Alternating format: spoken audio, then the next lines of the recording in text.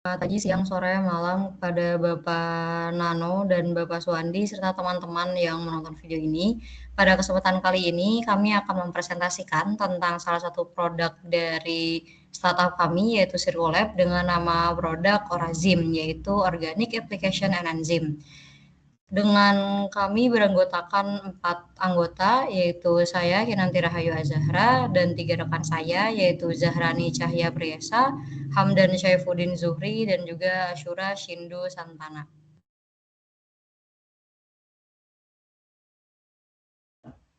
Produk kami berawal dari 3 masalah utama, yaitu permasalahan yang kami angkat ini berawal dari limbah kulit jeruk yang dihasilkan secara kontinu oleh pasar dan UMKM minuman, khususnya UMKM minuman di daerah Komplek Bumi Panjaitan. Limbah ini belum dimanfaatkan secara optimal dan umumnya hanya menjadi sampah organik tanpa nilai tambah dan tanpa nilai jual.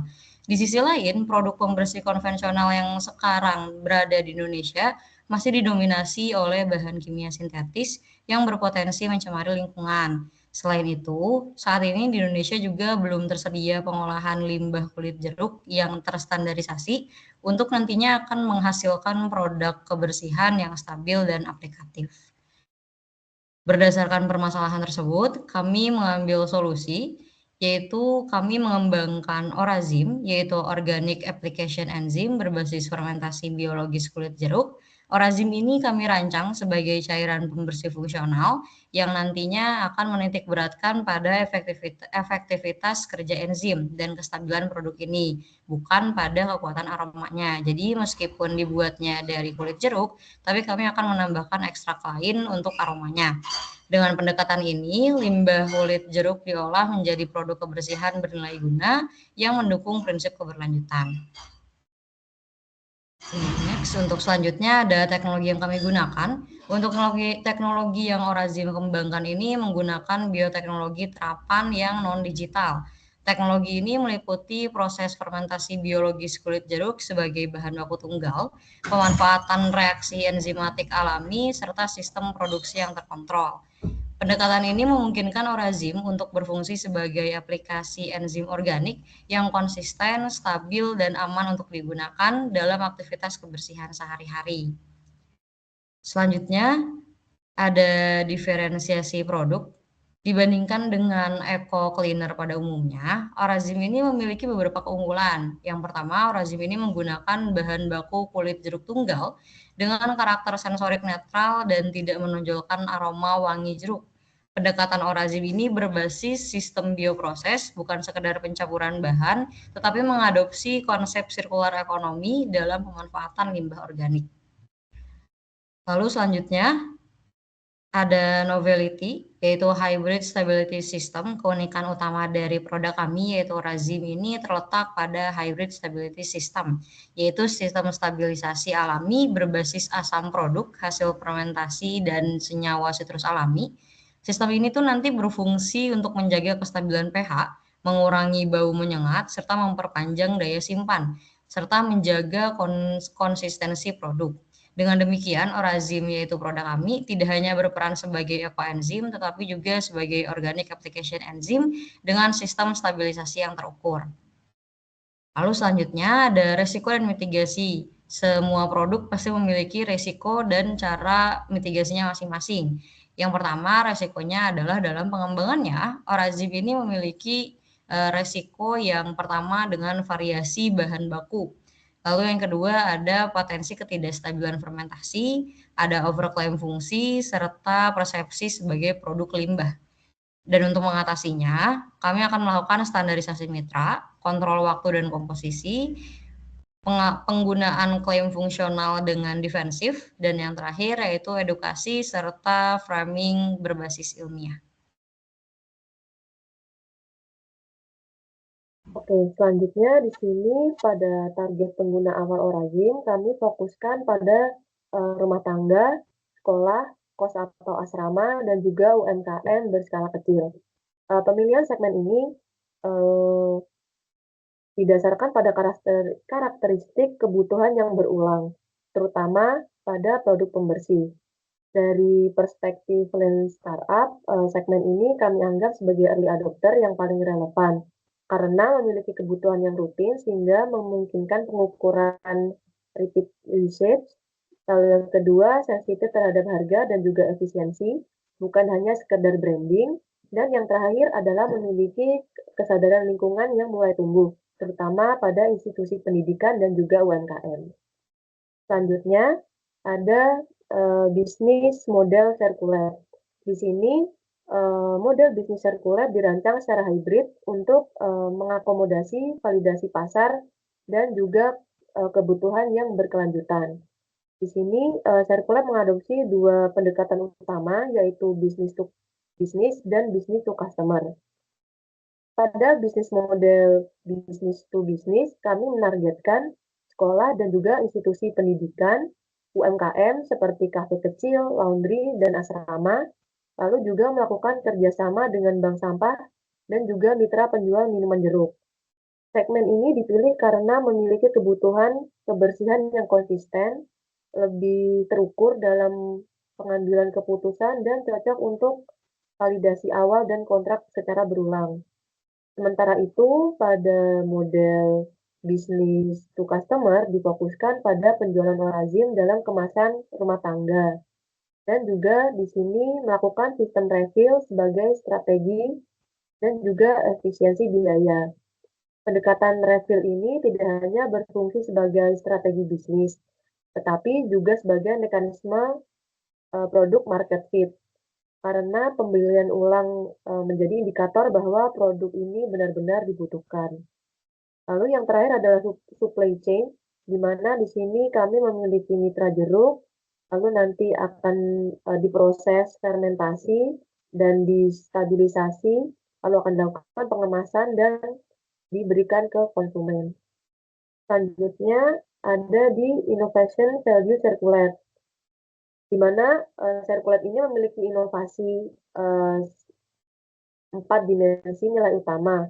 Yang pertama itu adalah nilai lingkungan, di mana Orezim berkontribusi langsung pada reduksi limbah organik, khususnya di kulit jeruk.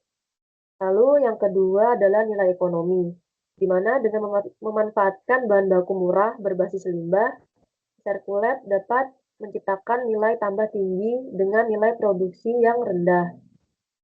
Lalu yang ketiga adalah nilai teknologi, di mana teknologi yang digunakan bukan hanya fermentasi, tetapi bioproses serapan yang terstandarisasi. Lalu yang keempat adalah nilai sosial.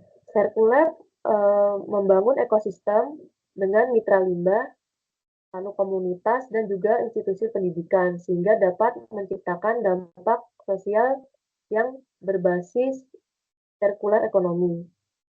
Selanjutnya adalah flow pembuatan dari Orezim, yaitu adalah tahap input dan bioprocessing, di mana proses produksi Orezim ini diawali dari pengumpulan limbah kulit jeruk dari mitra tetap kami. Lalu resiko utama pada tahap ini adalah variabilitas bahan baku, baik dari sisi tingkat kesegaran maupun kontaminasi dari kulit jeruk. Untuk resikonya, perbedaan kualitas jeruk antar mitra, dan juga kontaminasi anorganik atau pembusukan ekstrim pada kulit jeruk, di mana mitigasinya adalah dengan melakukan standarisasi mitra, proses sortirisasi dan pencucian awal, dan yang terakhir adalah penggunaan kulit jeruk yang memenuhi kriteria minimum dari Orezim. Lalu tahap berikutnya adalah inisiasi fermentasi biologis, di mana yang selanjutnya adalah setelah proses fermentasi cairan hasil bioproses memasuki tahap hybrid scalability system yang berfungsi untuk menjaga stabilitas pH, konsistensi cairan, dan netralisasi sensorik. Lalu resiko utamanya adalah perubahan kualitas produk antar batch. Yang kedua adalah persepsi negatif sebagai produk limbah. Dan yang terakhir adalah overclaim fungsi produk.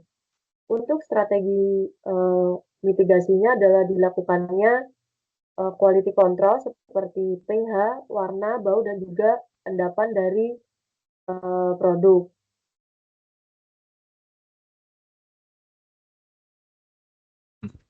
Baik, memasuki tahap ketiga, kami melakukan proses filtrasi dan pemisahan padatan secara bertahap. Nah, tujuannya ini adalah untuk meningkatkan kejernihan cairan dan memastikan fase cair berada dalam kondisi yang stabil sebelum ke tahap selanjutnya.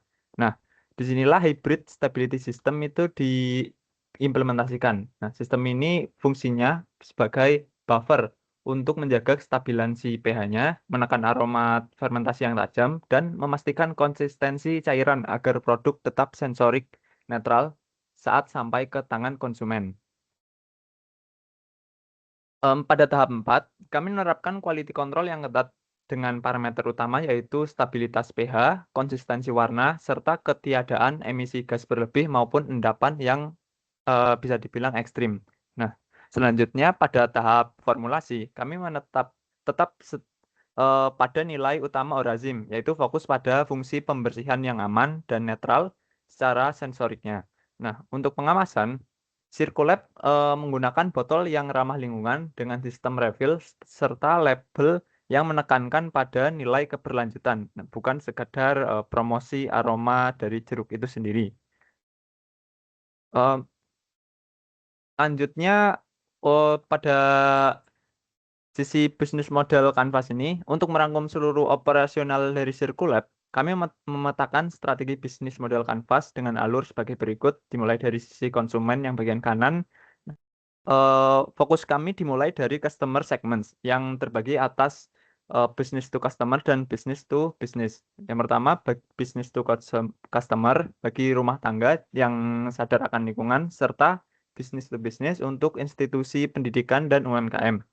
Kami menawarkan value proposition berupa pembersih biologi sensorik yang netral, ya, serta ekonomis dan berbasis sirkular ekonomi.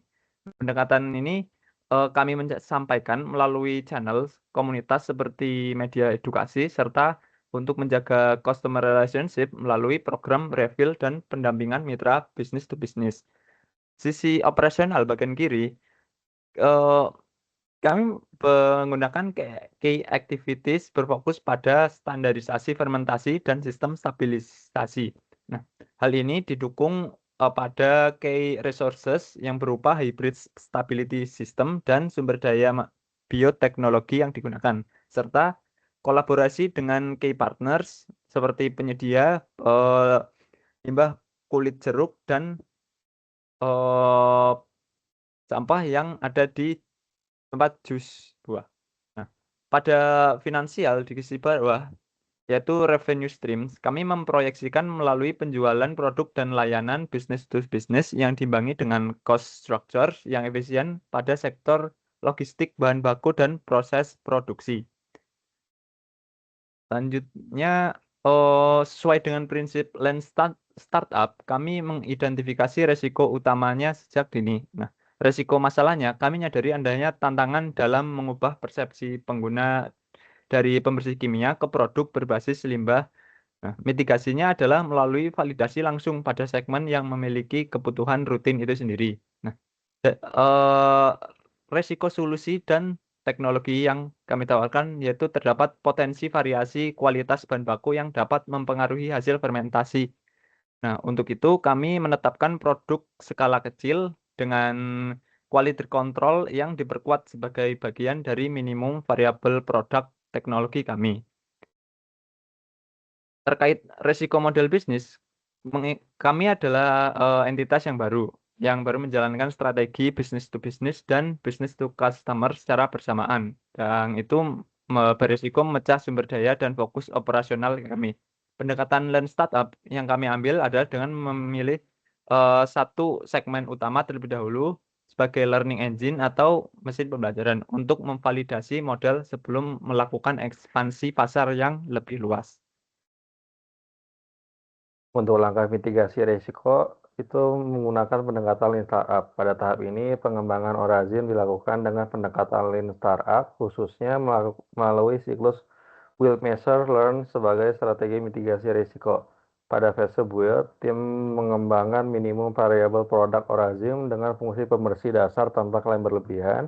Fokus utama diarahkan pada stabilitas dan konsistensi produk serta penggunaan kemasan sederhana.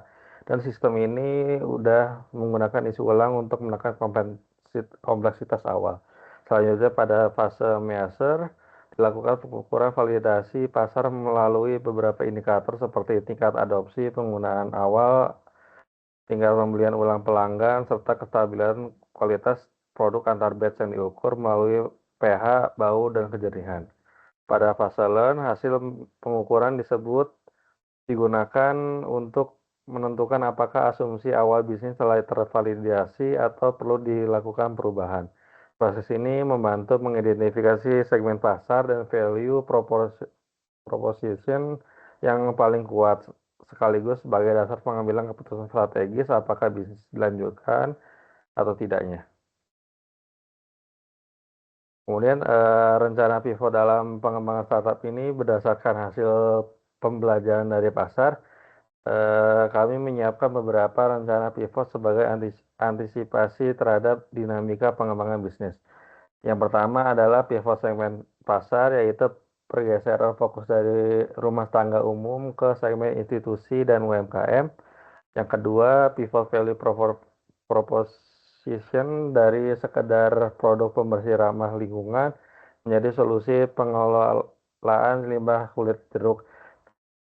Terus yang ketiga, model bisnis dari penjualan produk menjadi layanan berbasis sistem pengolahan limbah, misalnya seperti melalui kerjasama jangka panjang dengan mitra penyedia limbah dan institusi. Yang terakhir, produk dilakukan dengan mengarahkan Orazim menjadi pembersih fungsional yang lebih spesifik seperti pembersih lantai sekolah, fasilitas umum, ataupun kebutuhan pre-cleaning UMKM. Identifikasi key metrics-nya itu untuk mendukung proses pembelajaran ditetapkan beberapa key metric utama, yaitu jumlah pengguna awal, tingkat pembelian ulang atau refill, konsistensi, kualitas produk antar batch, serta efisiensi biaya produksi terhadap harga jual. Key metric ini dipilih karena bersifat actionable, relevan dengan asumsi lean canvas, dan sesuai dengan tahap awal pengembangan startup. Pada pengumpulan dan pengukuran pengumpulan data ini dilakukan secara sederhana namun sistematis melalui pencatatan penjualan, umpan balik pengguna, stok produksi, dan quality control, serta rekap biaya operasional. Data kemudian dianalisis secara berkala dengan fokus pada tren seperti perbandingan adopsi B2B dan B2C, tingkat refill, variasi kualitas produk, serta margin biaya produksi. Iterasi untuk perbaikannya berdasarkan hasil pengukuran key metrics, TMC School Lab melakukan iterasi berkelanjutan dalam beberapa aspek. Pada iterasi produk, apabila stabilitas produk belum konsisten, dilakukan penyesuaian waktu fermentasi, rasio bahan baku, atau optimalisasi penerapan hybrid. Pada iterasi proses operasional, jika biaya produksi dinilai terlalu tinggi, dilakukan efisiensi pada tahap pengumpulan bahan baku, proses filtrasi, maupun sistem pengemasan. Sementara itu, pada interaksi pasar dan segmen, apabila tingkat pembelian ulang di segmen rumah tangga rendah, fokus dialihkan ke segmen B2B yang memiliki kebutuhan rutin dan cenderung lebih rasional dalam pengambilan keputusan. Demikian pemaparan dari kami mengenai pengembangan Orazim dengan pendekatan lean startup, mulai dari mitigasi risiko, rencana pivot, hingga proses iterasi berbasis build machine learning. Terima kasih atas perhatian Bapak. Mohon maaf jika ada kesalahan dari kami. Wassalamualaikum warahmatullahi wabarakatuh.